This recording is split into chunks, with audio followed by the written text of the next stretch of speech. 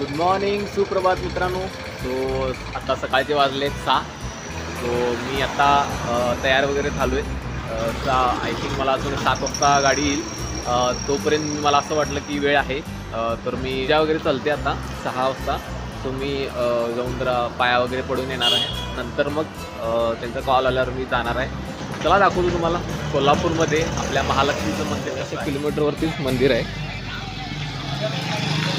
सकाळ सकाळ तुम्हाला आप्पे वगैरे भेटू शकतं इथं.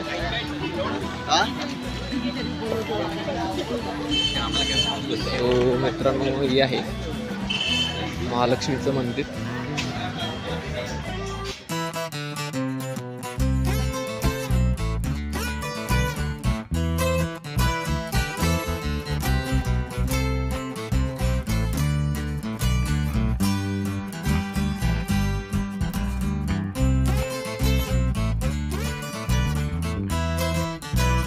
सो आता थोडं काम चाललं आहे इथं ह्या बाजूचं.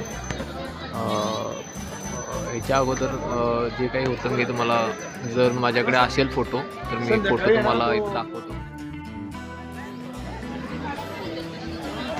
गर्दी आहे सकाळी सुद्धा.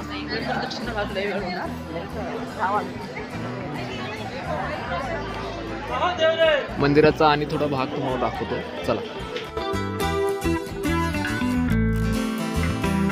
हा आहे पश्चिम दरवाजा.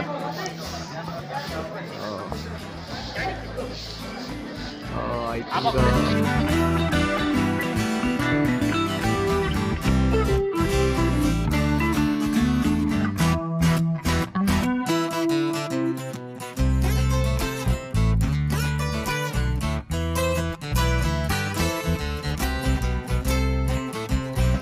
इथून सुद्धा तुम्हाला दर्शन होऊ शकतं.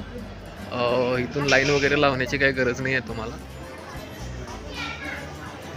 फक्त जवळून तुम्हाला इथून दर्शन होणार नाही आहे.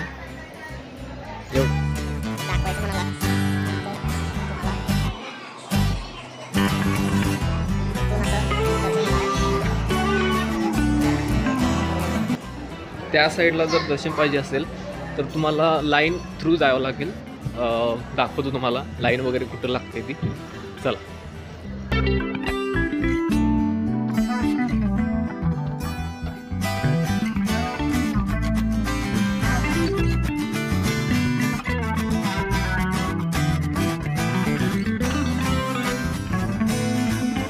हा आहे उत्तर दरवाजा. जरा लाईट वगैरे त्याच्यामध्ये आहे त्यामुळे दिसत नसेल तुम्हाला.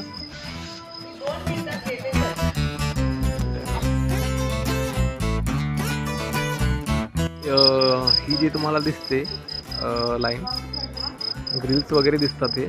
सो इथून लाईन लागते. इथून लाईन लागली ना तर थेट अशी करत करत करत करत करत करत तुम्हाला मग मंदिराच्या आतमध्ये तुम्हाला प्रवेश भेटतो. आणि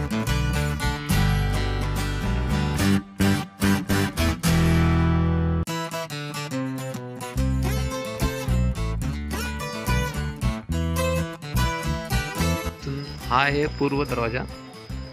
हा एक पूर्व दरवाजा आहे. अनेक दरवाजा आहे तो. हा बघा इथं आहे हा दरवाजा. ह्या दरवाजेचं नाव आहे दक्षिण दरवाजा. तो अशा प्रकारे 4 दरवाजे आहेत इथून येण्यासाठी मंदिरला.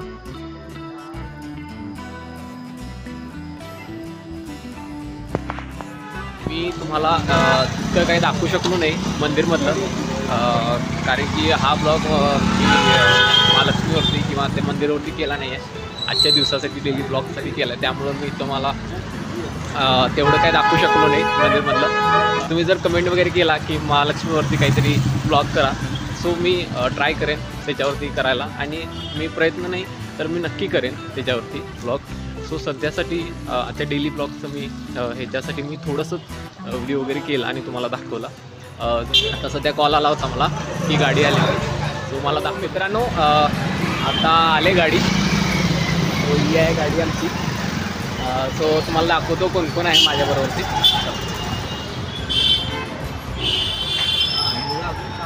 हाय शैलेश. हा पूर्ण कोल्हापूरचा आहे आणि हा आहे आमचा दीपकदा अनेकटा आहे तिथं ड्रायव्हर आहे तो कधी येते बघूया. आता एकटा येणार आहे त्याची वाट बघालो मी. आणि हा आहे रंकाळा. ते झालं का नाही परत आणि इकडं आलो का नाही फिरून लगेच तू त्याला बघून तू रडायला चालू करायचं. फार प्रॅक्टिस चालली चाललोय मी रत्नागिरीला.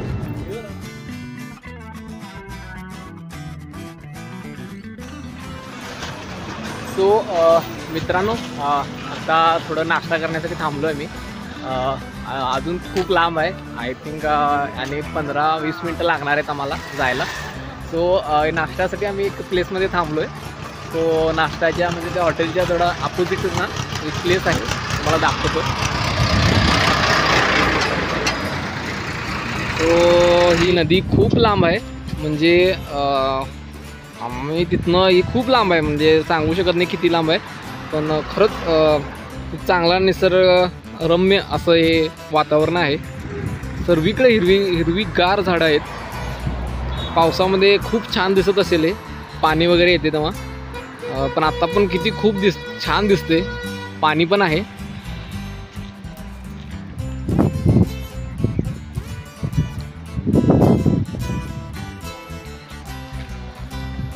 सो लवकरच आम्ही आता निघतोय.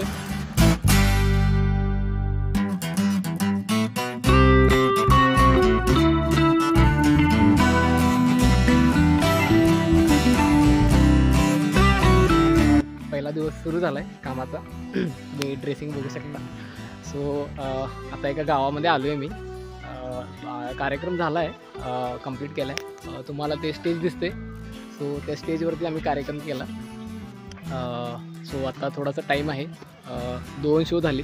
सो तर माझे मित्र बसलेत विश्रांती घेतात. कारण की खूप लांबून आलो आहे. 80 किलोमीटर झाला आम्हाला ट्रॅव्हलिंग. सो खूप थकलो आहे.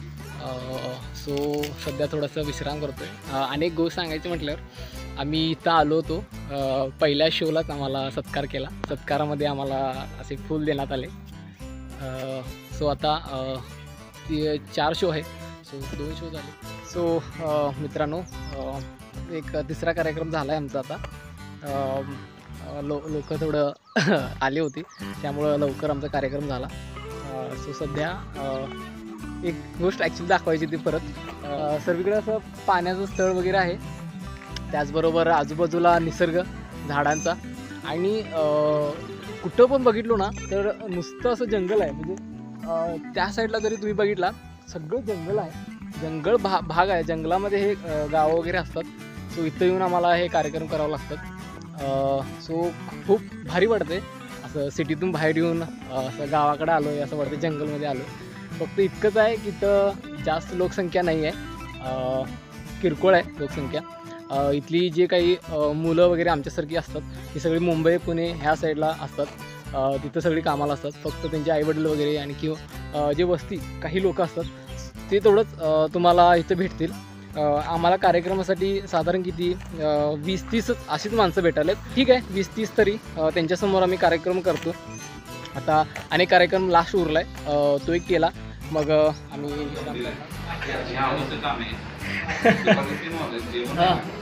अरे बापरे 3 वाजता तुम्हाला जेवण भेटलं? हां पोहे भेटले का? ओके.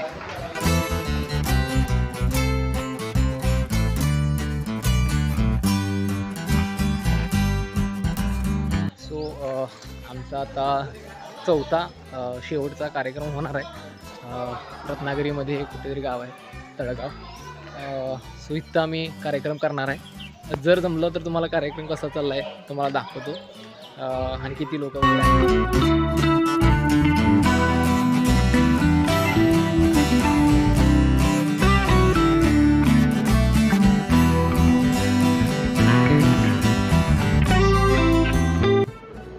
सो मित्रांनो आत्ता आमचा सगळे कार्यक्रम संपलेले आहेत.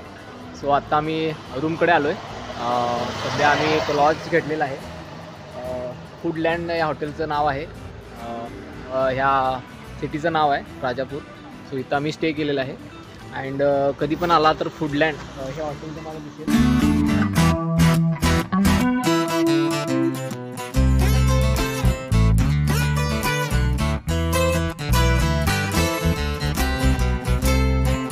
आजच्या ब्लॉगमध्ये इतकंच आहे.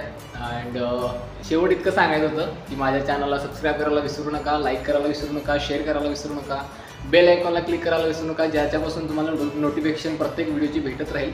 अँड भरपूर कमेंट करा. मला माहीतच असेल की बेळगावचं आहे. सो बेळगावमधले काही प्लेसेस तुम्हाला पाहिजे असतील तर प्लीज मला कमेंट करा. त्याचबरोबर शेवट इतकंच आहे. आपण भेटूया पुढच्या ब्लॉगमध्ये. Till then bye bye.